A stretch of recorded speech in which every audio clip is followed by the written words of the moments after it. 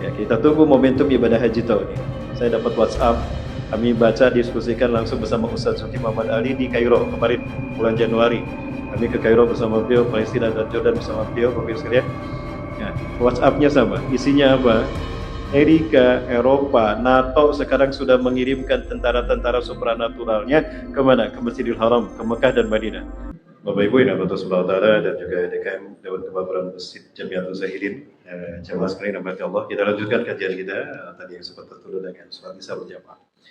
Baik, Bapak Ibu sekali lagi bahwa sejak zaman dulu ketika Palestina mengalami kehancuran yang luar biasa besar, terlebih ketika Palestina mengalami serangan selama 2 tahun tanpa henti non-stop di 2023 sampai 2025. Saat itu dunia Arab terkesan diam saja, tidak merespon Bapak sekalian.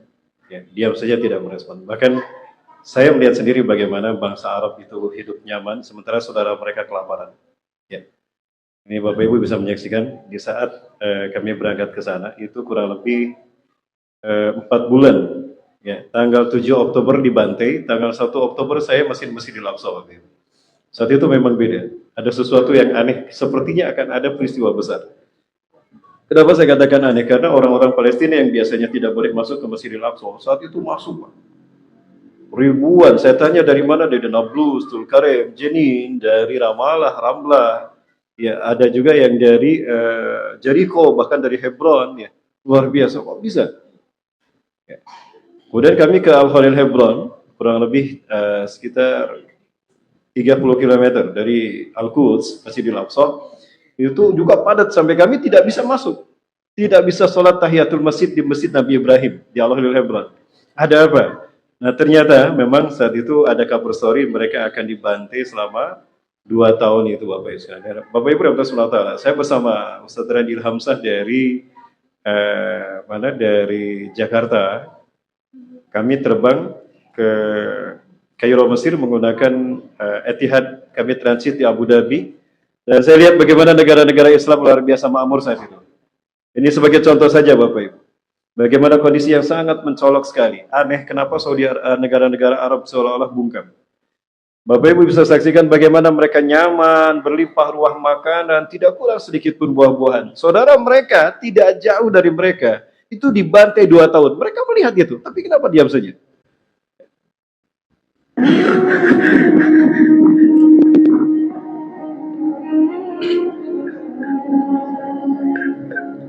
Menangis saya di perbatasan. Ya Allah, ya, apa tidak ada ulama dari mereka yang mengingatkan mereka tentang haramnya berdiam diri?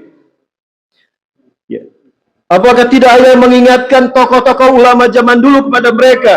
Di mana beliau berfatwa, Abu Ali Ad-Daqqaqi rahimahullah, tokoh ulama salaf yang membesarkan Islam di negara-negara mereka, sempat mengatakan, "Man sakata 'anil haqqi fa huwa syaitonun ahwas." Siapa yang diam saja ketika Allah dihujat, nabinya dihinakan, Islam dinistakan, kehormatan kaum muslimin diinjak-injak, umat Islam saudaranya dibantai, dia diam saja, fa huwa syaitonun ahwas, dia setan bisu, Bapak Ibu. Itu kata ulama ahli salaf. Dari Timur Tengah, ulama mereka. Apa tidak ada ulama yang berani mengatakan ini? Gara-gara saya lantang seperti ini Bapak Ibu. 3 tahun ini saya tidak boleh ke Mekah Madinah. Saya sudah di perbatasan, saya sudah di bandara, visa saya tidak keluar. 2 kali dari Indonesia nggak bisa keluar, ibadah haji ataupun umrah. Coba dari Mesir ke Arab pun tidak bisa masuk. Bapak Ibu sekalian, hanya karena menyerukan kebenaran. Nah, inilah tanda bahwa memang rezim Saudi Arabia ini akan segera mengalami kehancuran. Allahu Akbar. Akan Allah kembalikan Mekah Madinah kepada umat Islam. Kapan? Tidak lama lagi insya Allah Bapak Ibu. Tidak lama lagi hal itu akan terjadi. Amin. Amin ya Rabbal Alamin. Kita kembali pada saudara kita. 2 tahun mereka Bapak Ibu bertahan hidup hanya dari dedaunan. Saya telepon langsung saudara kita yang ada di Zawaidah. Melalui Syah. Ya, aduh maaf saya sebutkan namanya. Beliau telepon pamannya. Langsung kami video call. Mana ta'kul fi ayyamin minal ayyamin an في الحدثة يا عمو ماذا تأكلين ماذا تأكلون في البيت أو في منطقة أنت تريد أن تعلم ماذا نأكل. Anda ingin tahu apa yang kami makan selama ini? Beliau keluarkan dari lemarinya. Ini dedaunan ini yang kami makan. 2 tahun, Pak. Allahu Akbar. Sementara negara Arab makmur tidak jauh dari mereka. Begini prosesi bantuan yang kita coba lakukan untuk saudara-saudara kita di Gaza.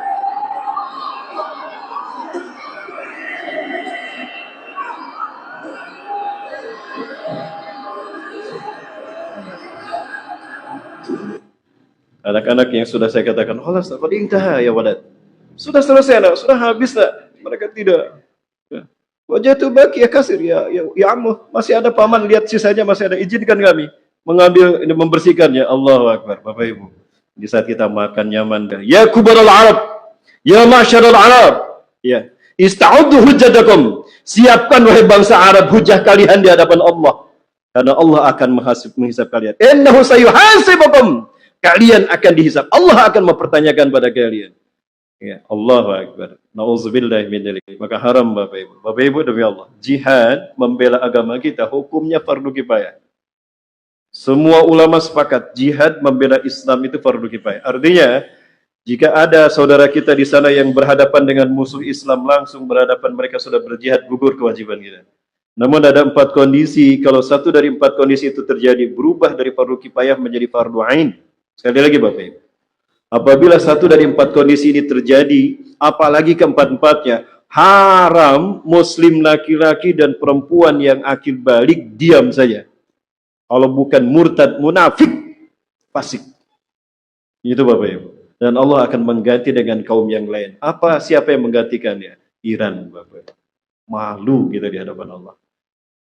Yang pertama, musuh sudah menawan seorang muslim. Apabila musuh menawan seorang muslim, jihad berubah jadi fardu ain. Pertanyaan saya, sudah berapa muslim yang ditawan Bapak Ibu? Di Gaza, di Israel saja, di Israel Bapak Ibu. Ini ada 10.000 kaum muslimin ditawan dan mereka siap untuk dihukum mati. Bahwa mereka yang ditawan ini para ulama. Dan rakyat biasa, ada dokter, itu dikatakan teroris. Inilah teroris, teriak teroris. Subhanallah Bapak Ibu, sebentar lagi kita akan menyaksikan sedang menggali kuburan mereka sendiri. Mereka akan mengalami kehancuran demi kehancuran. Insya Allah. Allahu Akbar. Yang kedua, musuh sudah apabila musuh memasuki satu negara Islam, satu negeri Islam, maka jihad yang fardu kifayah berubah menjadi fardu ain. Pertanyaan saya Bapak Ibu, negara Islam mana yang belum dimasuki musuh-musuh Islam? Indonesia sudah dimasuki belum? Ya. Dek, udah dimasuki belum Dek Indonesia, Dek? Adik aja tahu tuh. Masa yang di istana tidak tahu? Masya Allah. Yang ketiga, sudah keluar fatwa, perintah dari Amirul Mu'minin, khalifah atau para ulama, wajibnya seruan berjihad. Nafirul am, wajib. Haram kita mundur. Murtad kalau kita tidak berjihad. Yang ketiga, yang keempat, kita sudah berhadapan-hadapan dengan mereka di medan perang. Sebetulnya negara Islam sudah menjadi medan perang Bapak Ibu. Cuma kita tidak sadar kalau musuh sedang memerangi kita. Itulah penyakitnya. Kita merasa nyaman dengan apa yang kita miliki. Bapak Ibu, Ratus Ta'ala. Baik, nah 4 kondisi tadi, 4-4-nya sudah terjadi. Maka demi Allah, saya Rahmat Baikuni bersaksi, jihad sudah berubah hukumnya menjadi fardu ain dari fardu kifayah. Ustaz, tapi kami di sini ada aktivitas. Bagaimana jihad kita? Itu yang Rasul perintah. Itu yang ditanyakan oleh Siti Maimunah. Ya Rasulullah, ara'aita in lam astati' Muhammad fa madza ta'muruna? Ya Rasulullah, jika kami tidak bisa berangkat ke Palestina, sholat di sana di Masjidil Aqsa dan berjuang di sana, apa yang Anda perintahkan? Jauh Palestina. Mungkin itu pertanyaan kita hari ini. Maka apa jawaban Rasulullah kepada Siti Maimunah? Atudilahu zitan yusruju fi. Sumbangkan zaitun kalian.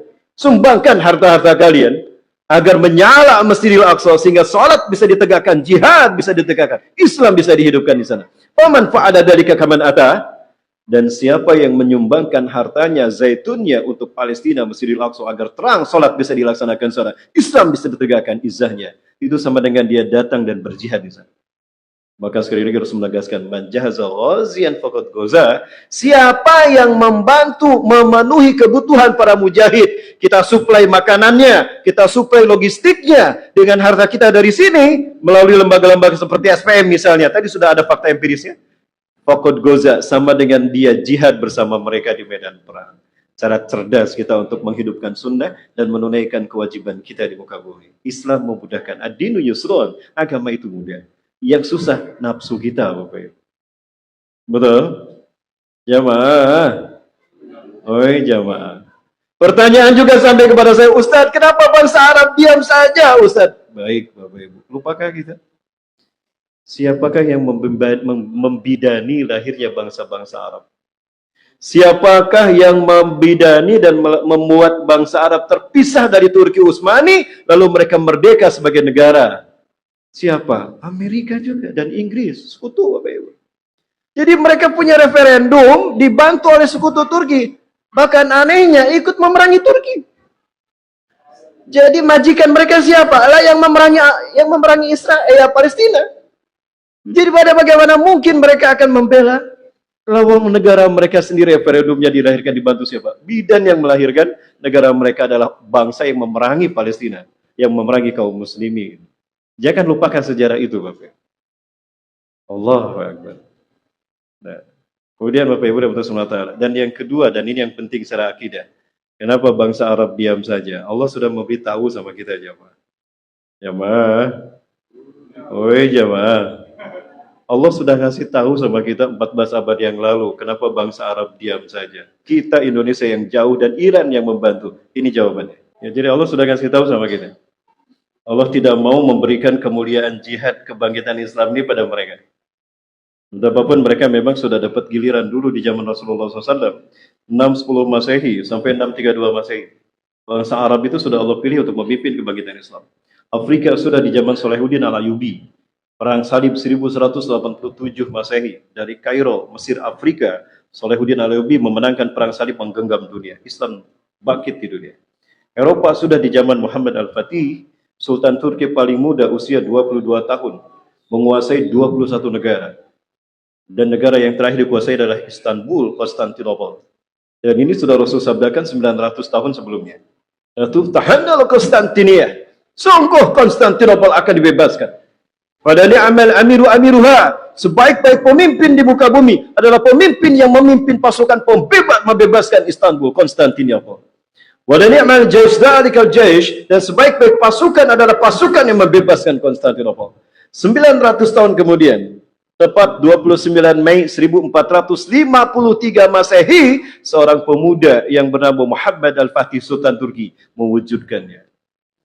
Yang belum Allah pilih memimpin kebangkitan Islam adalah Asia Tenggara. Allahu Akbar. Dan insya Allah kebangkitan itu tidak lama lagi. Betulkah demikian? Mimpi dari Gaza. Seorang syekh menyaksikan bahwa Islam akan tegak. Kenapa? Rasulullah akan ikut berperang dalam pembebasan Gaza, Palestina. Betulkah demikian? Kita bahas nanti di akhir. Jangan kemana-mana, tetap bersama saya sedang satu ini. Ada iklannya Bapak Ibu? Gak ada iklannya? Oh gak ada, baik. Jadi lanjut ya. Jamaah. Jamaah. Masih bersama saya? Lanjut Bunda. Sampai jam berapa? Sampai jam 9 boleh? Lanjut sampai jam 9. Baik insya Allah. Amin, terima kasih Pak. Luar biasa memang Jamiatul Zahirin ini. Allahu Akbar. Nah Bapak Ibu dan Saudara, maka ketika bungkam mereka, Iranlah yang muncul membantu Palestina. Permasalahan Palestina, ya, yang sejak 1947 belum reda sampai hari ini. Kemudian kebiadaban roadmap berdarah Zionis dan sekutunya Amerika di bumi Timur Tengah. Ini bukanlah terkait dengan umat Islam, bukan urusan internal umat Islam, bukan, tapi ini tentang peradaban manusia. Karena hakikatnya kebiadaban yang dilakukan oleh Zionis dan sekutunya Amerika itu merupakan ancaman bagi peradaban manusia. Maka siapapun yang bangkit melawan mereka, ini merupakan sebuah kebaikan dan kemuliaan. Izah dari Allah Azza wa Jalla. Bukankah Rasulullah dulu pernah mengatakan, ketika para sahabat bersama Rasul di malam hari melihat ada satu bintang, ya Rasulullah, bintang itu indah sekali, kata Rasulullah. Bintang apa itu, kata para sahabat? Maka Rasul menjawab, itu bintang Soraya. Tidak ada bangsa Arab yang bisa mencapai bintang itu. Andai ada manusia yang bisa mencapai bintang itu, nih, bangsa dialah yang bisa menunjukkan. Rasulullah menepuk pundak siapa? Salman Al-Farisi. Salman Al-Farisi dari mana? Persia, Iran. Bangsa Persia, bangsa Salman Al-Farisi ini yang nanti akan mampu mencapai bintang itu. Demi Allah, di akhir zaman nanti ketika umatku tidak mampu melakukan bangsa Arab tidak mampu menaklukkan Islam, maka bangsa Salman Al-Farisi inilah yang akan mewujudkannya. Allah buktikan hari ini. Betul? Allahu Akbar. Kehebatan Iran, Bapak Ibu. Dalam waktu 12 hari, luluh lantak Amerika dan Israel dengan izin Allah. Allahu Akbar. Hanya 12 hari saja. Negara yang sudah 47 tahun di embargo ternyata menunjukkan nyalinya. Ini namanya kedaulatan. Ini namanya sebuah negara yang punya kemerdekaan dan kedaulatan. Ini namanya pemimpin dan rakyat. Bangsa yang berdaulat. Indonesia gabung menjadi board office, berdampingan dengan Israel dan Amerika. Allahu Akbar. Ini dalam jarak waktu rentang 11 hari. 12 hari ya. Israel kehilangan 11.000 tentara dan para pemimpin militernya. Ya, ini janji Allah. Saya yakin mudah-mudahan ini hukuman dari Allah untuk mereka. Allah menyatakan ini dalam Quran surat Al-Isra ayat ke-4 sampai ayat ke-8. Ya, A'udzubillahi minasyaitonir rajim. Wa qadaina ila bani Israila fil kitabi la tufsidunna fil ardi marratayn wa la ta'aluna 'udan kabira. Dan kami telah menetapkan kepada bangsa Yahudi, mereka akan melakukan 2 kerusakan besar di muka bumi. Banyak kerusakan dilakukan mereka. Allah 2 pandang saja sebagai kerusakan yang besar. Yang Allah hukum dengan bayaran hukuman kontan. Dulu mereka melakukan kerusakan. Sepeninggal Rahbaam dan Yarbaam, anak dan keponakan Nabi Sulaiman. Yang di utara ada Yarbaam dengan ibu kotanya Judah. Di selatan ada Israel, ibu kotanya dengan pimpinannya Rahbaam. Sepeninggal 2 orang yang saleh, mereka perang, mereka bunuh para nabi. Allah hukum mereka dengan 3 bangsa besar, Assyria, Kaldani dan Mesir, hancur berkeping-keping. Kaisar Titus dari Romawi membuat mereka hancur, tidak punya akses lagi di Palestina. Perang dunia kedua membuat mereka dengan peristiwa Holocaust kembali lagi. Summa raddadna lakumul karrah alaihim.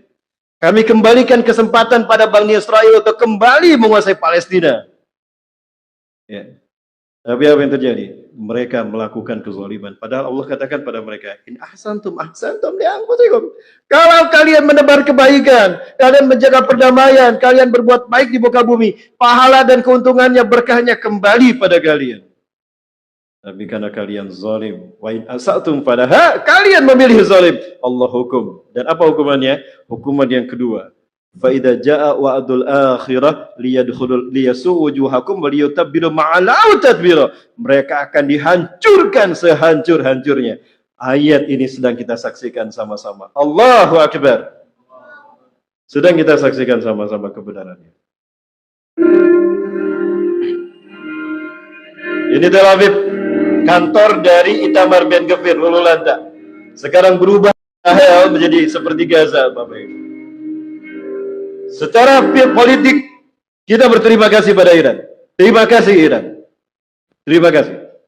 Namun ini merupakan bukti perjuangan kemanusiaan. Bukan merupakan representasi kebenaran Islam. Kebenaran Quran iya, namun secara ideologi bukan untuk Islam, tapi untuk kemanusiaan. Karena pada demikian, itu tadi Bapak Ibu, ada sesuatu yang tidak bisa kita lupakan. Apa itu? Iran pernah terlibat dalam pembantaian Ahlus Sunnah wal Jamaah di Suriah. Jangan lupakan itu Bapak Ibu. Kesaksiannya ada. Asyahid, siapa asyahid?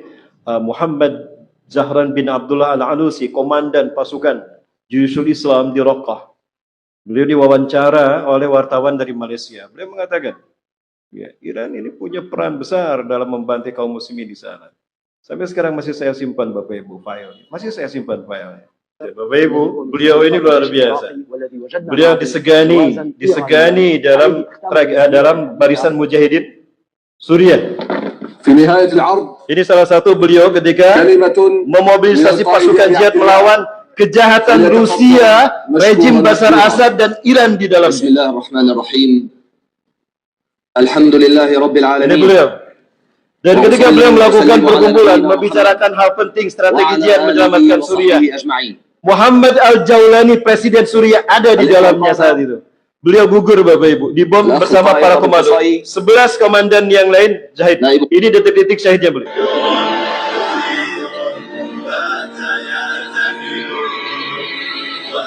Ada pengkhianat di dalam pasukan mujahid Suriah. Iran terlibat di sini Bapak Ibu.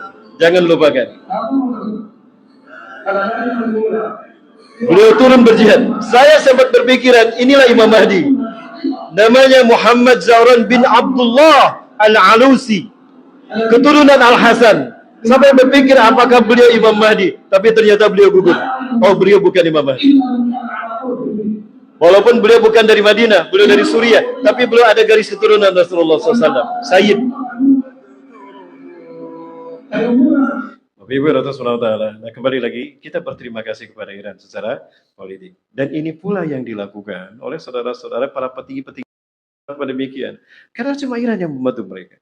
Ketika kita celaka, Bapak Ibu, ada orang yang menolong kita. Apa kita bertanya dulu sama dia? Agama Anda apa? Muslim apa non-Muslim? Kalau non-Muslim, mohon maaf, saya tidak terima bantuan Anda. Kan aneh, Bapak Ibu. Dan inilah yang dilakukan oleh petinggi. Maka dalam kondisi semacam ini adalah kondisi darurat. Bagaimana ada kaidah usul fikih? Ada. Ad-daruratu tunbihul mahzurat. Kondisi darurat membolehkan sesuatu yang dilarang. Maka sekali lagi, tidak boleh kita menjudge telah melakukan kerjasama dengan Syiah. Tidak, dengan Iran, bukan dengan Syiah. Nah, maka sekali lagi, kita terlepas jauhi yang namanya konflik, tapi tetap kita menjunjung tinggi akidah kita. Ya, sekali lagi Bapak sekalian, ini bentuk toleransi yang benar. Jamaah, bisa diikuti jamaah? Lanjut. Bunda. Masih bersama saya, Bunda? Sepi. Bunda mau masuk surga? Cuma 2 yang jawab. Cuma 2 yang mau masuk surga. Dan harusnya kita malu kepada Allah. Kenapa? Peristiwa ini membuat kita sebetulnya Allah sedang menampar kita. Ya, kita lupa dengan apa yang Allah firmankan dan Allah membuktikannya. Di dalam surat Al-Maidah ayat 55. 54, mohon maaf. 54 apa 55? 51, 52, 53, 54. Allah Azza wa Jalla berfirman, A'udzubillahi minasyaitonir rajim. Ya ayyuhalladzina amanu, hai orang-orang yang beriman, may yartadda minkum, siapa yang murtad di antara kalian, an dinihi dari agamanya, fasawfa ya'tillah, maka Allah akan mendatangkan biqaumin, satu kaum yang baru yang menggantikan kalian, hai orang-orang beriman. Tuhibbuhum, mereka yuhibbuhum, Allah mencintai mereka. Wa yuhibbuna, dan mereka mencintai Allah. Allah yang mereka suruh. Di Iran pun ada Ahlus Sunnah wal Jamaah kan? Nah, Allah sedang melakukan itu. Dan Arab diam saja. Bahkan mereka berkongsi dengan yang membantai Gaza dan Palestina. Siapa? Israel dan Amerika. Betul Bapak Ibu? Jamaah, Allahu Akbar. Baik. Nah, lalu apakah ini juga Ustaz merupakan isyarat bahwa Islam memang akan segera menang? Ya. Bapak Ibu Rasulullah, ini ada oleh-oleh dari Gaza. Ya, pernyataan langsung dari Syekh ada namanya di sini tentang mimpi seorang muslimah Suriah yang nikah dengan saudaranya yang dari Gaza. Ya, hum yaskununa wara'al Mustafa Syifa, jadi hajamahul Yahud. Mereka tinggal di belakang rumah sakit Al-Mustafa yang di Gaza yang dibantai oleh Yahudi. Ini saya perlihatkan pada Bapak Ibu sekalian mimpinya. Dan ini kabar gembira untuk kita, telah dekatnya kebangkitan Islam. Amin. Jamaah masih bersama saya? Betul, nggak akan muntaber nih. Sudah ada yang muntaber. Tahu muntaber kan? Apa muntaber? Mundur tanpa berita. Satu-satu keluar. Jamaah, ini kabar gembira dari Gaza. Of mosque is spreading all over Gaza. People are digging under the rubbles, picking up martyrs, smelling the smell of al-misk. Inilah yang terjadi di Palestina saat ini. Setiap hari, bahkan setiap detiknya terus dilakukan pencarian korban yang tertimbun reruntuhan akibat kekejaman. Dan ajaibnya, meskipun para syuhada dapat ditemukan setelah berhari-hari kemudian, namun tidak sedikit pun tercium bau yang tidak sedap. Malah sebaliknya, aroma kasturi menyebar dari darah-darah para syuhada Gaza. Is spreading all over Gaza. People are digging under the rubbles. Aroma kasturi yang saya cium dari batu Islamirat yang ada di Masjid Qubatus Sahra. Itu yang tercium dari darah-darah para syuhada. Ini contoh kasturi Al-Aqsa. Boleh Pak dicium Pak, silakan. Kalau mau dicium silakan sebarkan saja. Pak, tolong Pak sebentar. Mohon Bapak, boleh mohon Bapak. Mohon Bapak, barangkali mau dicium. Ini harum darah minyak, harum kasturi darah-darah mereka. Syariat Urzazi belum bersaksi seperti. Dan kesaksian kedua beliau ini. After the hospital in Gaza got bombarded, there was this brother who told us about his wife from Syria, who that night she cried a lot, as we all did, and she made lots of dua as she was crying. And then she went to sleep that night and she saw Prophet Muhammad. She saw a vision. In that dream, she saw Prophet Muhammad in the Al-Aqsa, in the plaza, sitting in the Quds. And around him were a lot of people, Muslims, telling Prophet Muhammad about their pain, their sadness. And Prophet Muhammad kept on listening and smiling. And then he told them, Abshiru, فَإِنَّ النَّصْرَ قَرِيبٌ. He says, good news to you, good news, glad tidings, the victory is near. Ya, jadi beliau mengatakan, Syariat Orzazi, saya tidak tahu beliau masih hidup atau tidak. Ini video beliau tahun 2024, Bapak. Kami dulu dengan CBS, dengan sahabat Latasan Peduli, kita membangun rumah tahfiz di Gaza City. Dibimbing oleh guru kami, anak-anak yatim piatu kami kumpulkan, Bapak Ibu. Nah, kita bina, kita katakan pada mereka, La tankudu usratukum minkum, nahnu usratukumul yaum. Kalian tidak kehilangan keluarga, kamilah keluarga kalian. Jika kalian kehilangan orang tua, kami pengganti orang tua kalian. Alhamdulillah Bapak Ibu, kita tampung, kita bina, ya sampai dana mencapai 2 miliar rupiah. Qadarullah, pembantaian 2 tahun kemarin itu membuat kami kehilangan kontak. Dan kami cek ke beberapa syekh yang tahu posisinya, sekarang sudah rata dengan tanah, Bapak Ibu. Syekh kami, nomor teleponnya kami hubungi berkali-kali, sudah tidak lagi berdering. Tidak lagi berdering, tapi menyala pun tidak, out of order. Jawabannya begitu. Artinya, kemudian kami tanya dari Habil Acak, ternyata rumah tahfiz kami sudah rata dengan tanah. Alhamdulillah kami bangun kembali. Kami bangun di Zawaidah. Ya, dan ini dibangun bersama CBS waktu itu. Cahaya Babu Sodako. Ya, juga dari Riau. Kita bangun di Zawaidah. Bukan ya, dengan siapa yang? Mutiara Quran Indonesia Peduli, mohon maaf. Dengan Mutiara Quran Indonesia Peduli dari Bandung, Jawa Barat kita bangun itu. Kita bangun ya, dari CBS pun sama. CBS juga sama, punya kontribusi besar untuk Palestina. Sebagaimana SPM kali ini juga akan ambil bagian. Ya, Bapak Ibu Rahmatullah. Nah, kabar gembiranya dari beliau, apa yang beliau sampaikan tadi? Ya, saudaraku ini nikah sama orang Suriah. Mereka tinggal di belakang rumah sakit Ashifa yang sekarang dibom oleh Gaza. Ya. Istrinya nangis malam itu. Halas ya Zaudat, ini menetapkan. Ya, biar saya dabgen. Udah jangan nangis saja. Kenapa kamu nangis? Orang tua kita syahid, mereka sudah di surga. Laisa hada ala abdi. Bukan tentang itu saya nangis. Dan dia syai. Lalu kenapa kamu menangis? Allah laqaitun Nabi Muhammad SAW fi lailatul bariyah.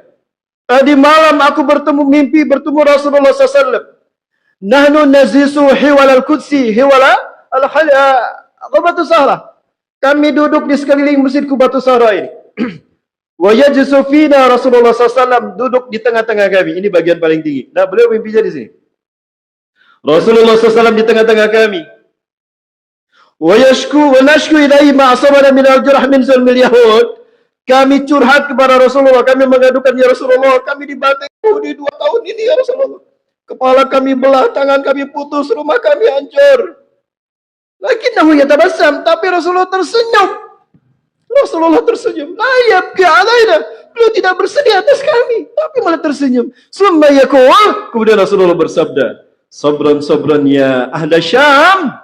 Bersabarlah. Sabar wahai penduduk Syam. Qaribun alaikum nasrun minallahi azza wa jalla. Telah dekat kemenangan Allah untuk kalian. Allahu Akbar. Jamaah, kok saya yang kencang takbirnya? Mana nih jamaah? Udah mulai lesu rupanya. Jamaah, terbayang tidak ketika Islam tegak untuk yang terakhir kali, ada harta kita di sana. Dan ingat tadi kata Rasulullah SAW, man jahaza ghaziyan faqad ghaza. Siapa yang membantu memenuhi kebutuhan para mujahid yang berperang di jalan Allah, sama dengan dia ikut berjihad ke sana. Cara cerdas untuk membela Islam di akhir zaman tanpa kita meninggalkan aktivitas kita di rumah. Nah sekarang Bapak Ibu, ini momentum yang bagus nih. Silakan Bapak Ibu sekali lagi. Berazam pun tidak masalah. Ustaz, sekarang saya nggak punya uang Ustaz. Nanti boleh saya komitmen. Silakan hubungi tim kami SPM, minta nomor rekeningnya, nanti transfer kalau Bapak Ibu punya rezeki. Ya, yang penting kita sudah membuktikan azam kita untuk membela Islam. Karena diam kita munafik gitu. Nauzubillah. Man mata walaysa yata'aqqad fi qalbihi lil jihad fi sabilillah mata ala su'abi minan nifaq al hadis aku maqal. Siapa yang tidak terbesit dalam hatinya untuk berjihad di jalan Allah, mati tanpa berniat berjihad di jalan Allah, munafik itu kata Rasul. Kita Rasul mengatakan demikian. Maka sekarang ada kemudahan. Silakan Bapak Ibu hubungi tim kami. Ya, silakan Bapak Ibu yang mau komitmen hubungi saja. Baik Bapak Ibu, masih ada waktu? Jam 9 kan? Lanjut. Jamaah. Jamaah. Nah, baik, ada yang bertanya kepada saya. Ustaz pernah menyampaikan hadis Rasulullah SAW, katanya bahwa Islam ini akan memiliki pemimpin setiap 100 tahun sekali. Betul, ada hadisnya kok. Ada hadisnya kan? Nah, ini hadisnya nih. Saya perlihatkan pada jamaah. Ada Abi Hurairah radhiyallahu anhu qala, dari Abu Hurairah semoga Allah meridainya, qala ia berkata, qala Rasulullah sallallahu alaihi wasallam, Rasulullah SAW bersabda, innallaha sesungguhnya Allah yab'asu akan mengutus min hadhil ummati dari umatku ini ala ra'si setiap kelipatan kulli mi'ati sana 100 tahun sekali.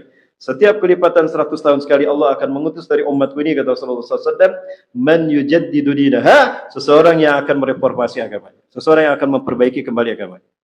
Ya, akan memperbaiki Islam sehingga Islam akan kita saksikan kembali sebagaimana ma'ana alaihi wasallam. Saat itu kita akan menyaksikan Islam seperti yang Rasulullah dan para sahabat mengamalkannya. Siapa nanti yang memimpinnya? Al-Mahdi Muhammad bin Abdullah. Saya yakin boleh sudah ada sekarang. Ya, kita tunggu momentum ibadah haji tahun ini. Saya dapat WhatsApp, kami baca diskusikan langsung bersama Ustaz Zulkifli Muhammad Ali di Kairo kemarin bulan Januari. Kami ke Kairo bersama beliau, Palestina dan Jordan bersama beliau, Bapak Ibu sekalian. Ya, WhatsApp-nya sama. Isinya apa? Amerika, Eropa, NATO sekarang sudah mengirimkan tentara-tentara supranaturalnya kemana? Ke Masjidil Haram, ke Mekah dan Madinah. Tentara-tentara supranatural yang suka, kalau di Indonesia yang pakai gini. Tong tong tong tong tong. Nah, itu tentara supranatural. Tapi yang Amerika ini nggak pakai itu. Aman? Aman, Bapak Ibu? Aman? Tujuannya apa? Mereka ingin mendeteksi aura Imam Mahdi. Karena mereka takut dengan apa yang dikatakan oleh Syekh Ahmad. Ketika Syekh Ahmad ditanya, menurut prediksi Anda, kapan Israel ini Anda yakin akan hancur? Bagaimana prediksi Anda tentang Israel? Akan hancur Israel itu. Hancur Israel. Di ayat tarikh, tak ada kita. Bagaimana Anda melihat kapan kira-kira menurut Anda Israel ini akan hancur? Insya Allah dengan izin Allah 2027 Bapak Ibu. Berarti tahun kapan Bapak Ibu? Tahun depan. Betul tahun depan Bapak Ibu sekalian mati Allah. Yuk kita lihat sama-sama Bapak Ibu. Ya, amin. Amin. Tahun depan berarti jihadnya dimulai sekarang Bapak Ibu. Bapak Ibu dan Subhanahu wa taala. Nah, betul nggak ada Ustadz gejala-gejala kesana? Dari tahun kemarin aja sudah ada, 2024. Tepat 100 tahun setelah kebangkitan Islam. Lupakah kita Bapak Ibu sekalian? Tadi kata Rasulullah 100 tahun sekali kan? Andai ukurannya adalah kebangkitan Islam, ke Turki Utsmani. Masa akhir Turki berkuasa. Turki berakhir di 3 Maret 1924. Lupakah kita? Tepat 100 tahun setelah Turki hancur Bapak Ibu. Ini tanggal 25 November 2024, 100 tahun setelah Turki Utsmani hancur. Ini terjadi Bapak Ibu. Apa itu? Salah satu fraksi jihadnya Ahlus Sunnah wal Jamaah yang ada di Suriah, yang digagas oleh Presiden Suriah hari ini, Ahmad Hussein Sar'a atau Muhammad Al-Jaulani, berhasil merebut Idlib. Bukan Idlib, Halab, Aleppo. Merinding saya menyaksikan ini. Lembaga kita, Salahuddin Al-Ayyubi ketika perang salib berhasil berdiri menguasai Aleppo. Di benteng ini Salahuddin Al-Ayyubi mengatakan, "Ma asrartu a'zamu min hada ma asrartu a'zamu min hada surur hinma fatahna al-mudan munzul ayyam bi isli azza wa jalla a'zamu min hada surur." Tidak pernah saya merasa gembira melebihi kegembiraan ini sejak kita membebaskan bumi-bumi Islam dengan izin Allah. Melebihi kegembiraan kita hari ini. Kenapa? Karena kita sebentar lagi akan membebaskan Suriah, akan membebaskan Damaskus, dan tidak lama setelah itu Al-Aqsa akan kita bebaskan, Palestina akan kita bebaskan. Allahu Akbar. Ini 25 November 2024, tepat 100 tahun. Bang, 100 tahun setelah Turki hancur. Dan apa yang terjadi? 8 Desember 2024. Kira-kira berapa hari? Damaskus jatuh pada, artinya Suriah digenggam oleh Ahlus Sunnah wal Jamaah. Ini baru representasi kemenangan Islam di bumi Suriah. Allahu Akbar. Ini buktinya. Konvoi kemenangan 8 Desember 2024. 100 tahun setelah Turki Utsmani hancur.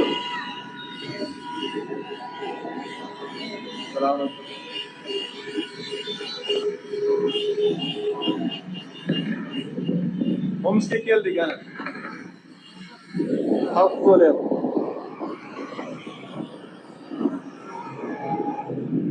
Allahu Akbar. Alhamdulillah, Mujahidin telah sampai di ibu kota Suriah, Damaskus. Allahu Akbar.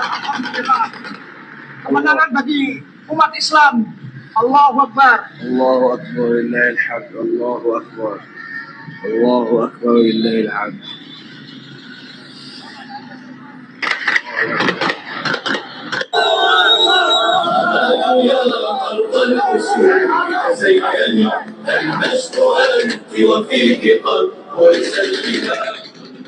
Bukankah ini merupakan satu hal yang menjadi isyarat dan kabar gembira bahwa hari-hari ini merupakan hari-hari kebangkitan Islam, Bapak Ibu. Inilah mimpi buruk bagi Benyamin Netanyahu dan Itamar Ben Gvir, insyaallah. Mimpi buruk bagi Donald Trump dan sekutu-sekutunya. Demi Allah, kehancuran kalian di depan mata kalian. Galilah kuburan kalian, atau kami akan mengubur kalian dengan izin Allah. Takbir! Oh, semangat saya nih. Jamaah udah ngantuk.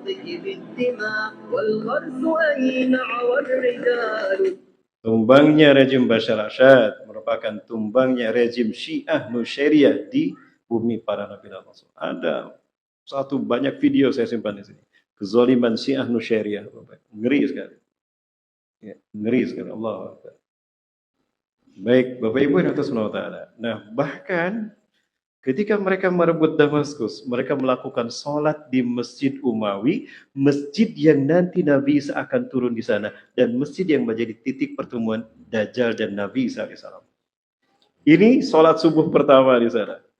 Imam mereka, Muhammad Al-Jaulani, mengatakan, "La takhda'u libasakum, fa dima'ukum syahidun amama Allah Azza wa Jalla yaumul hisab." Jangan kau lepas seragam kalian. Darah-darah kalian yang ada di seragam kalian. Saksi di hadapan Allah nanti dia menghisab atas jihad kalian. Allahu Akbar. Mereka sudah melakukan ini. Kita sudah melakukan apa?